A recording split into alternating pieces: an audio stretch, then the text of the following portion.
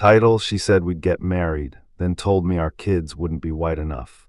I met my ex when we were both attending college. I was 24 and she was 22. I had never really dated much before her. I had just gotten out of a toxic year-long relationship that didn't work, but we were amicable. The other girl was seriously depressed. I loved her, but she was so overwhelmingly depressed I could do anything.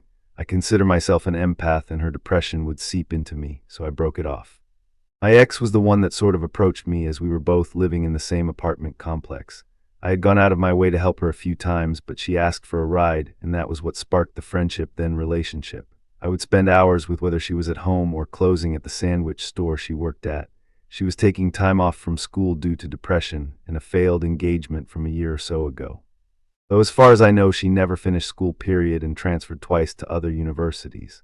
We partially bonded over her story about who she had been betrayed and cheated on by her ex, though I now question how much of the story was true. We became inseparable. She introduced me to her parents only after 2 months of FWB.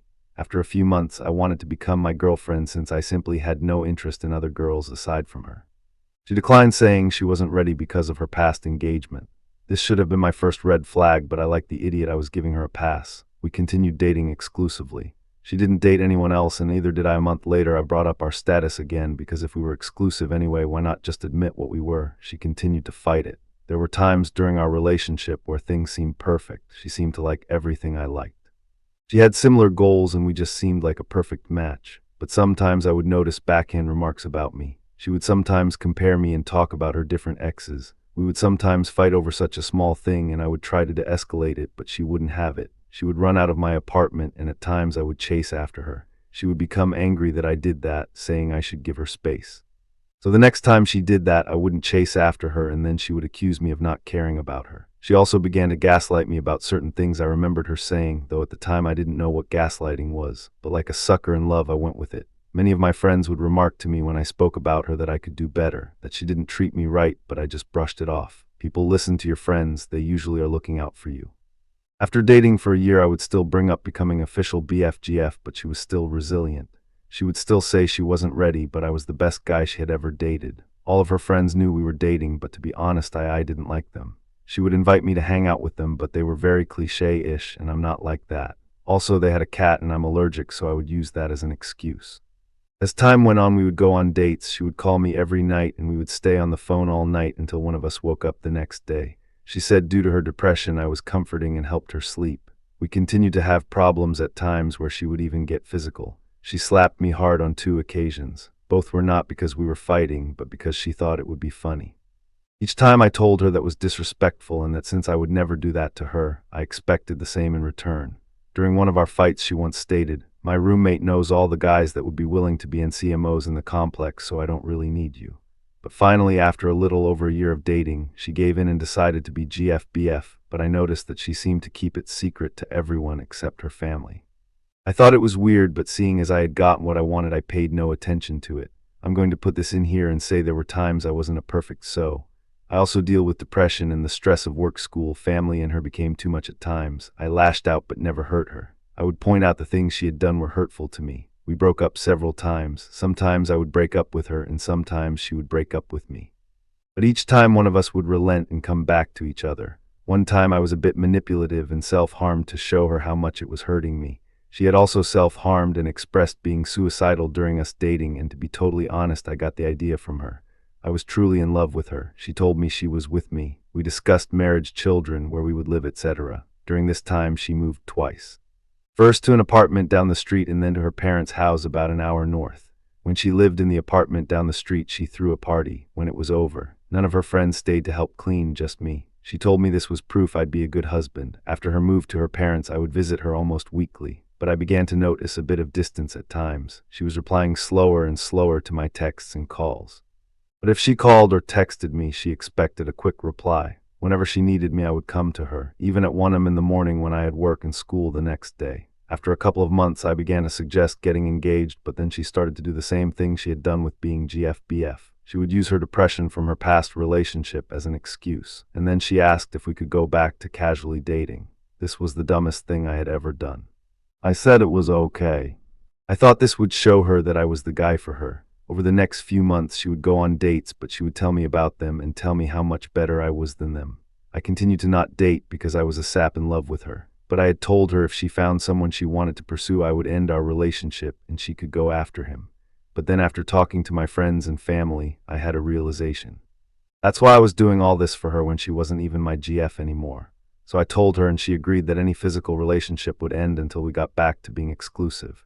Except it didn't. We would go on dates and she would guilt me, pressure me, and I would give in. She would then immediately afterwards would become angry, saying, "Why couldn't you resist? Why didn't I stop her?" She became very abusive and hurtful. The worst was when she told me that she got pregnant. She would never tell me and only she would decide what to do then. That hurt so much as I wanted to be a father and would never leave my children alone.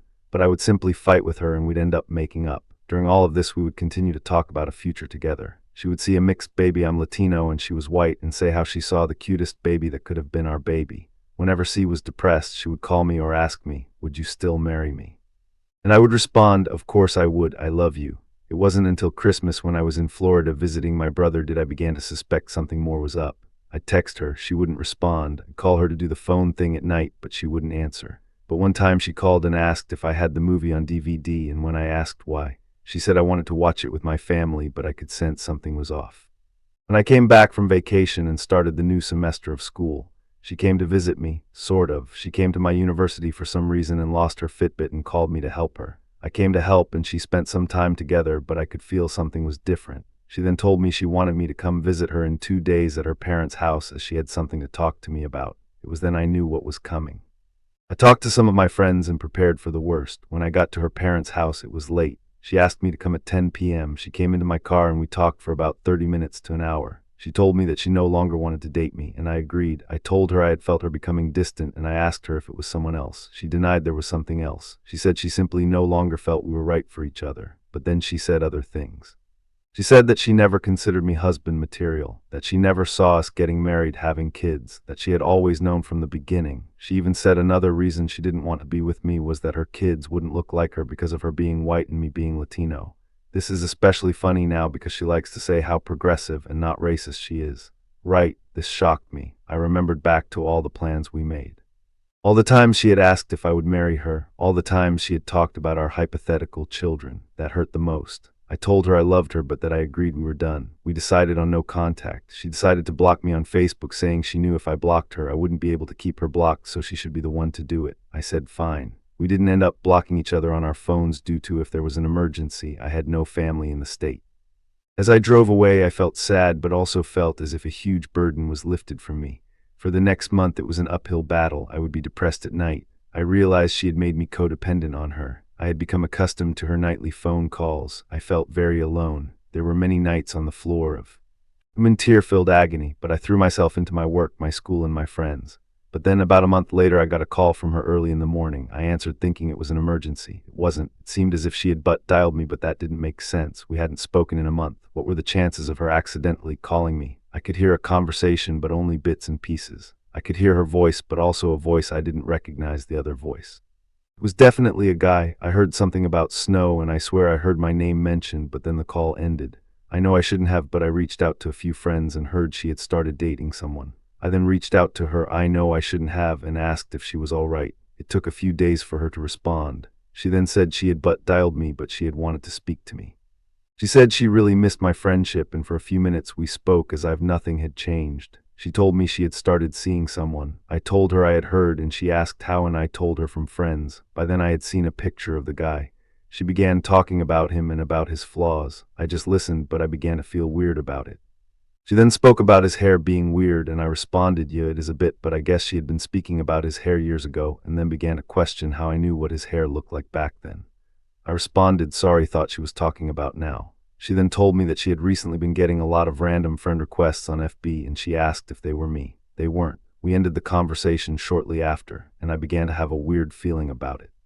I was sort of happy for her, but the more I thought about it, the more I realized I didn't want to continue talking to her. I messaged her the next day and told her, while I liked talking to you like we used to, I think we should continue to not speak. She agreed. I then proceeded to block her number. A week later, while on campus, I noticed I had a voicemail even though my phone hadn't rang. It was from her asking if I was home. She came to drop some things off. I personally felt like there wasn't anything worth her returning, and it pissed me off that she had come and dropped the stuff off at my front door since no one was home.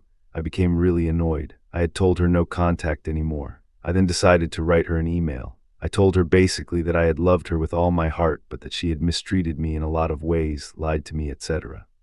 I told her to thank her parents for being kind to me. We had a rather good relationship, and they actively told me how amazing of a BF I was. I then proceeded to tell her I want no contact of any kind, that she was now blocked from my phone. I said though we live about an hour away now, it would be possible to run into each other due to friends living close to me and such. I told her, the way you treat me is how I will treat you if we see each other. If you treat me like a friend, I'll treat you like a friend. If you treat me like an enemy, I'll treat you like an enemy. If you treat me like I don't exist, I'll treat you like you don't exist. I sent the email and didn't expect to ever hear back from her. Boy, was I wrong. A few days later, I received a reply. From her dad. Her dad, mind you, is an ex-Marine and a lawyer. In his email, he stated that I should leave his daughter alone. He accused me of stalking her. Not sure how I was, seeing as I was an hour away and busy with school, work, and friends. He accused me of creating fake FB accounts and cyber stalking her. Once again, I didn't create any to do that, though I had looked at her account from a friend's account a few times, but that was it. I mean, who hasn't? But then he used that line about treating her the way she treats me, and he highlighted that part and said, I consider this a threat. He proceeded to tell me to leave her alone, otherwise he would get a restraining order. I was blown away. Her dad and I had always been on good terms. I just couldn't believe what I was reading. I spoke to a few people and, having studied a bit of law in university, responded to him. I told him, look, I want nothing to do with your daughter. She was the one who reinitiated contact. In fact, she came to my house without my knowledge a week ago. If I'm a stalker, why would she risk coming to my house? I told him that we both know what he had said were unsubstantiated and no judge would ever give them a restraining order. I told him never to contact me again, and I'll do the same to him and his daughter. It was then that I wondered what the fuck was going on. What stories was she telling people about me? What sob tale is she spinning, and why? I told some of my friends about what happened, and they were blown away too. They just told me that I had dodged a nuke and I should be happy. I thought the story would end there, but like I said, this is a cheating story. A long one, but a cheating story nonetheless. So we broke up in January. Just after the first week of April, a friend of mine messaged me while I was working and told me that my ex had just gotten engaged. I was floored. It had only been 3 months. For the girl that had constantly said how hard relationship had been for her because of her cheating, abusive ex-fiancé, it just didn't make sense. But what was interesting, my friend told me, was a comment that someone had put on her announcement. This person was congratulating her on her engagement and so happy she could help them get together back in November.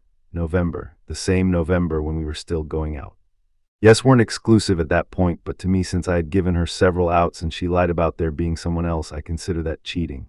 I was livid, and then everything came into place. That's why she became distant at Christmas. That's who she wanted to watch that movie with. That hurt, but I got on with my life. I was still having depression issues, trust issues. I spoke about it to some people, friends, church people, but the more I spoke about it, the more I learned about her. People who had known her and didn't know we had dated and came out and said, yeah, that girl had issues. They told me things they probably shouldn't have told me, but whatever. I found out all the nasty things she said about other people, and I began to realize that she never really cared about me. She simply wanted someone to care for her and then dump once someone better came along. I realized that the reason I fell in love with her was not because of who she was, but what she pretended to be. She had heard about me, knew I was a nice guy, and decided I was empathic enough to trick. She simply reflected myself back at me, and I thought I was dating someone similar to me, but really I had been dating a narcissist. But this helped me understand a lot about myself, that I care too much, love too deeply, and need to be careful who I give my love to. Lesson learned, so half a year passed. I hadn't run into her, but I had heard she had moved back to my city with her husband, so much for me being a stalker. Some of my friends had a few run-in with her, and one embarrassed her by making a sexual innuendo about something she had done. Love you, Danny boy, brothers for life. I got invited to a friend's wedding. I couldn't make it to the actual ceremony, but I made it to the reception. I was just finishing up making a small speech making fun of my friend. Dude had a laugh that was so annoying and loud. You wouldn't believe. I was ending my remarks and was about to sit down when a mutual friend started walking into the room, and who was right behind her, my ex and her husband. I saw her and was a bit surprised. Just as she was about to walk into the room, our eyes met. And in the moment, instead of walking into the room, she pushed her husband back into the hallway out of sight and quickly followed. I was taken back and stepped out to the other side of the building to collect my thoughts and feelings. I was overall fine, but the shock of seeing her was interesting. After a few minutes, I came back into the room and noticed my ex and her husband had never entered the room. I then asked my friend if he invited her, and he said yes. I told him a heads up would have been nice, but he said that he didn't even think about it. He wasn't that close of a friend. More of a mutual friend of one of my best friends. Anyway, minutes passed and the new couple was about to have their first dance, so we all moved some chairs out of the way. I happened to be on a side of a door putting chairs away when my ex came through that exact door, so I was right next to her and ran to the other side of the room with her husband in tow. We avoided each other the rest of the reception except for a couple of glances, but at that moment I felt whole again. All those months after the breakup I felt broken and like a piece of myself was missing, but in this moment, seeing how she reacted, how ashamed she seemed to be, I felt my power coming back. I felt truly happy for the first time. Even though she was married and I was not, I had won the breakup. She was ashamed to even look at me. I had no such problems. I had an overall clear conscience, and now here I am over 4 years after the breakup writing this. I'm still single, but overall I'm happy. And Maddie, if you end up reading this, fuck you. I'm the one who ended up finishing university and you're just a housewife. After all that talk about changing the world and shit, all you're ever going to change are dirty diapers and be a fucking liar and a cheat. Thanks for watching. If you like this story, please leave a like and subscribe for more.